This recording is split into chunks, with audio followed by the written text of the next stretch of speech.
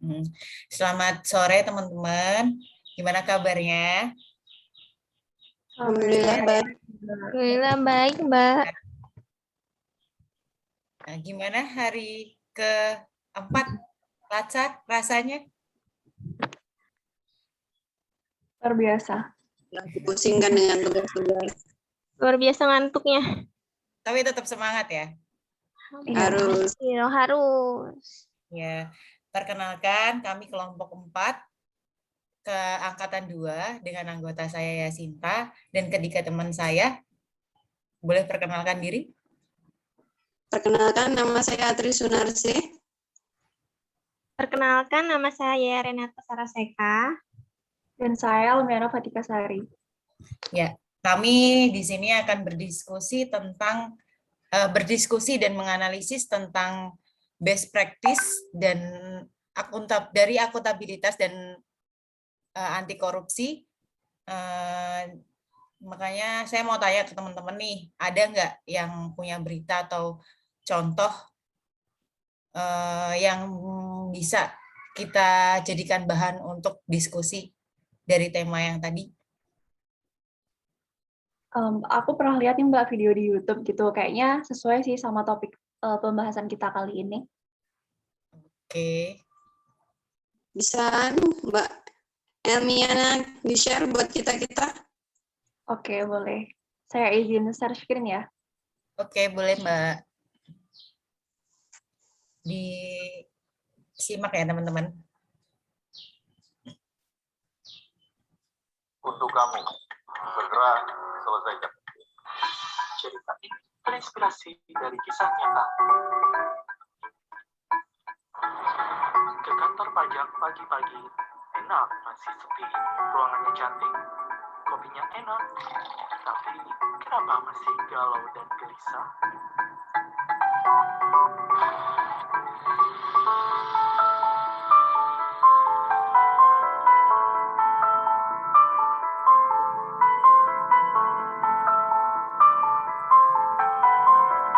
Nomor antrian 3.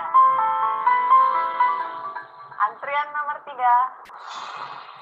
Selamat pagi Pak, dengan saya Rian, ada bisa dibantu? Ini saya mau mengurus surat keterangan bebas pajak. Oh iya, silakan duduk dulu ya. Baik Pak, saya cek dulu kelengkapan berkasnya ya. Ini mohon maaf, masih ada dokumen yang masih kurang nih, jadi harus dilengkapi dulu ya. Aduh, barang saya datangnya minggu ini, Bu. Bagaimana ya? Iya, soalnya kalau nggak dilengkapi, nggak bisa masuk berkasnya. Aduh, gimana dong, Bu? Benar, kita punya hak pelayanan publik.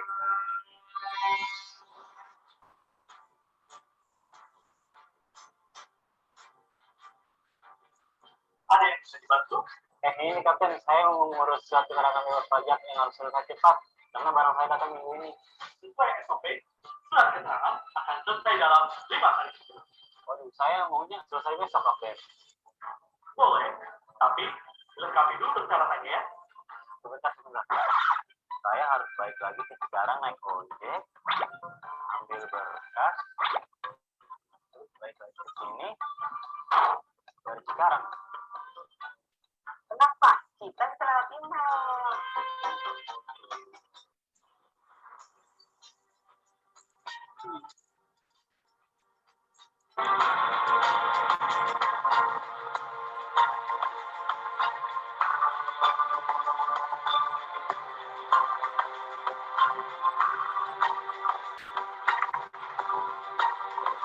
Input semua syarat. Oh, semua sesuai.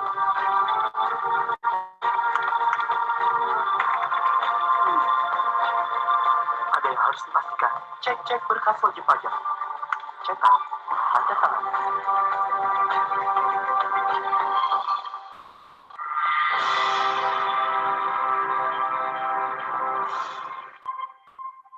Ini Pak, surat keterangan bebas yang kemarin Bapak minta.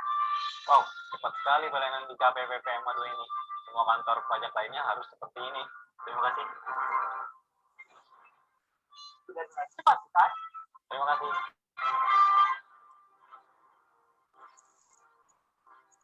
Ini dilakukan dengan baik. Semua berjalan dengan lancar dan cepat.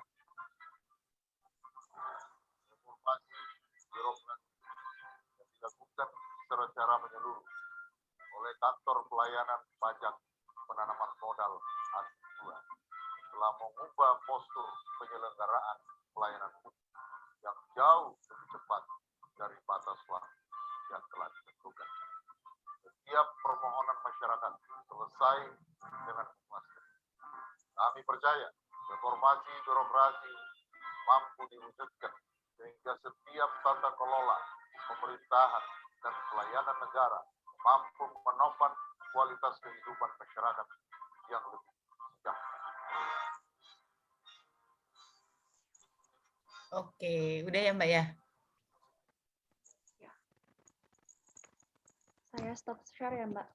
Oke. Nah, teman-teman, kan kita udah lihat nih tadi video yang di-share sama Mbak Elmiana.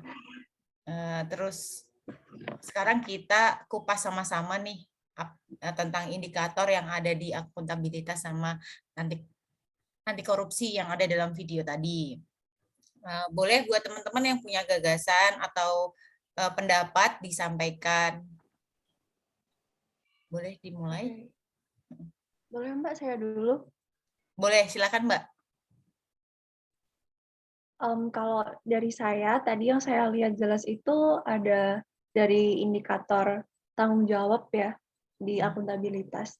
Itu kelihatan banget dari, tadi kan pemohon datang, terus dari kantor pajaknya ngasih tahu tuh kalau, oh kalau untuk surat ini SOP kami dapat kami kerjakan selama 5 hari gitu. Tapi si pemohonnya bilang, oh tapi saya butuhnya cepet nih, kalau selesai besok bisa nggak?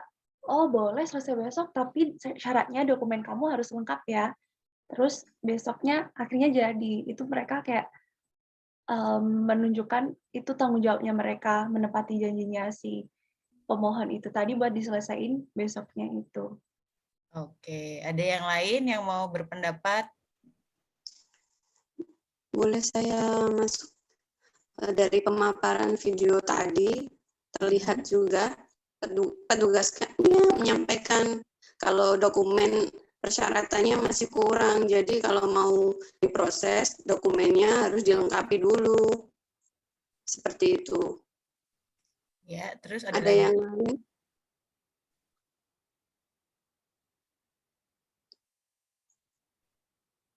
Oh, ada juga Mbak, kalau dari indikator keseimbangan ya, saya melihat kalau seluruh pegawainya di kantor pajak itu tuh terlibat dalam menyelesaikan tugasnya mereka masing-masing, dalam menyelesaikan permohonannya pemohon juga. Kayak misal tadi kita lihat juga kan ada security ngebukain pintu buat customer-nya masuk. Itu kelihatannya kayak sepele banget, kalau buka pintu mah aku juga bisa sendiri gitu. Tapi itu dia menjalankan tugasnya untuk melayani customer juga. Terus ada juga yang di front desk itu tadi. Terus yang di belakang layar juga banyak tuh yang validasi dokumen, terus ngecek dokumen, tanda tangan, yang kayak gitu itu pasti ada sendiri. Gitu. Akhirnya si dokumen itu balik lagi ke front desk buat diserahin ke customer-nya tadi, pemohonnya. Yuk, lagi ada nggak?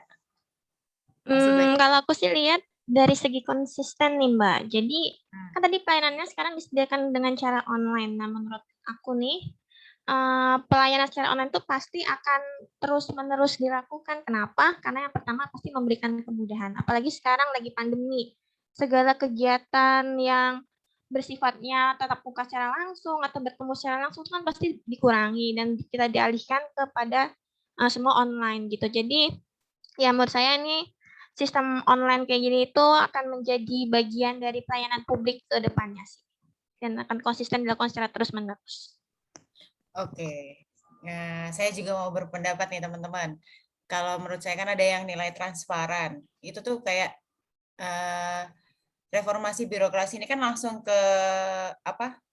Ke Pan RB ya. Nanti juga balik lagi ke dan balik lagi diawasi langsung juga sama Pan RB. Jadi kayak transparan aja gitu loh, nggak ada yang melalui kayak orang dalam gitu-gitu. Terus kayak jujur, nggak ada pungli, nggak ada kayak tadi disebutkan ya. Kayak kalau memang ada syarat yang kurang, bilang aja kurang tanpa kita petugasnya itu minta uang lebih biar apa namanya? Apa yang diminta tadi sama orangnya itu biar cepet, kan tadi mintanya bisanya 5 hari, mintanya 2 hari, bisa dipercepat tapi syaratnya harus dilengkapi tanpa minta uang lebih gitu. Ada lagi nggak? Untuk indikator selanjutnya yaitu kepercayaan. Mungkin dari kantor pajaknya sendiri juga dapat dipercaya, yaitu dengan memproses keperluan pemohon dan selesai dengan tepat waktu, dengan syarat yaitu tadi persyaratan yang harus dilengkapi harus dipenuhi. Ada yang lain mungkin? Kalau saya sih lebih kagumnya ke ini, ke alur pelayanannya tuh dia jelas. Waktunya jelas, terus syarat dokumennya juga jelas. Tadi kan kasusnya itu si customer itu ada yang kurang kan dokumennya. Tapi rumahnya jauh, nggak bisa kalau bolak-balik kan capek ya kan.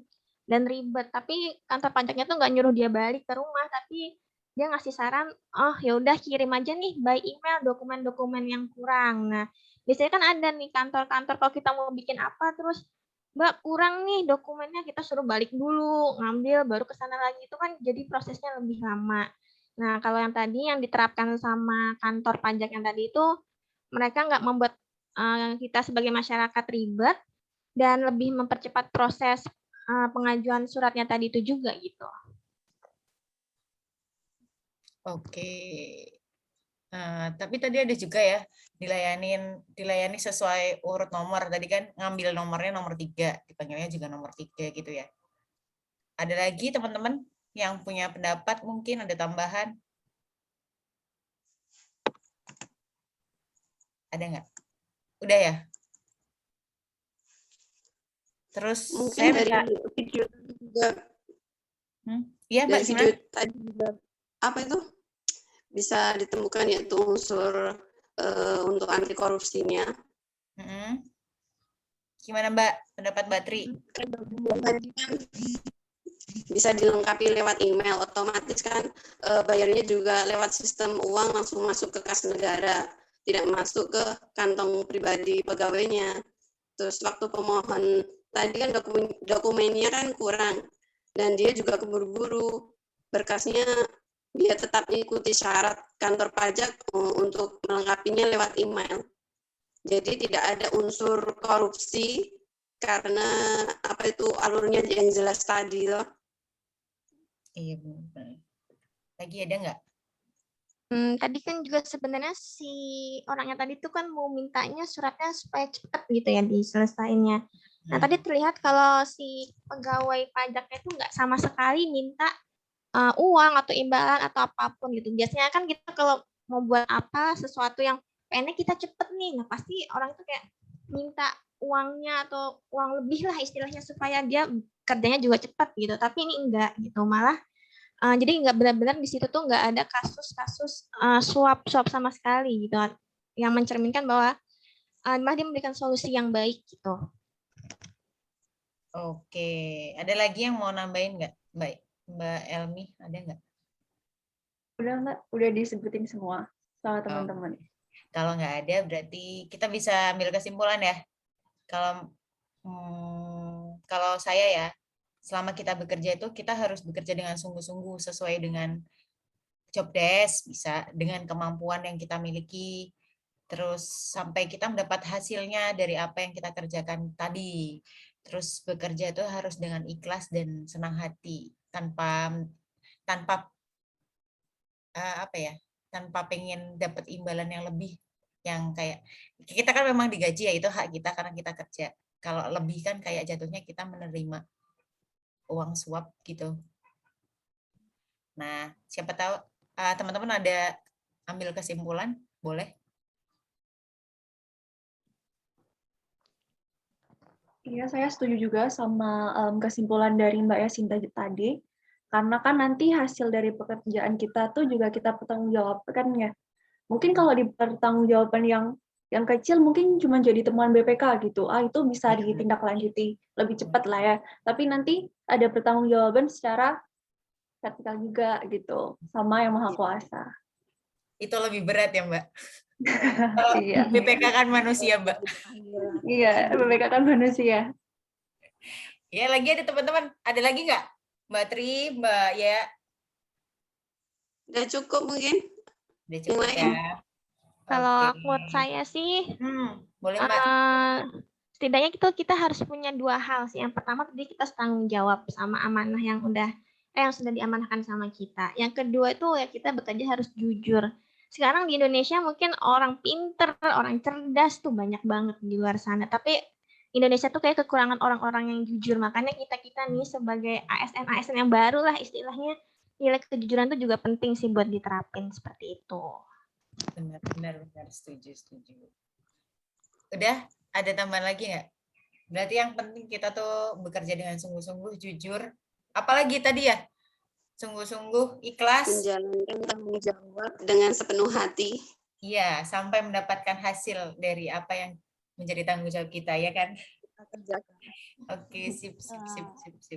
Kalau gitu, udah selesai ya? Sampai ketemu lagi di diskusi selanjutnya. Semoga kita semua sehat selalu. Apalagi ya? Amin. Bisa ketemu lagi di diskusi selanjutnya. Dadah teman-teman, sehat selalu ya.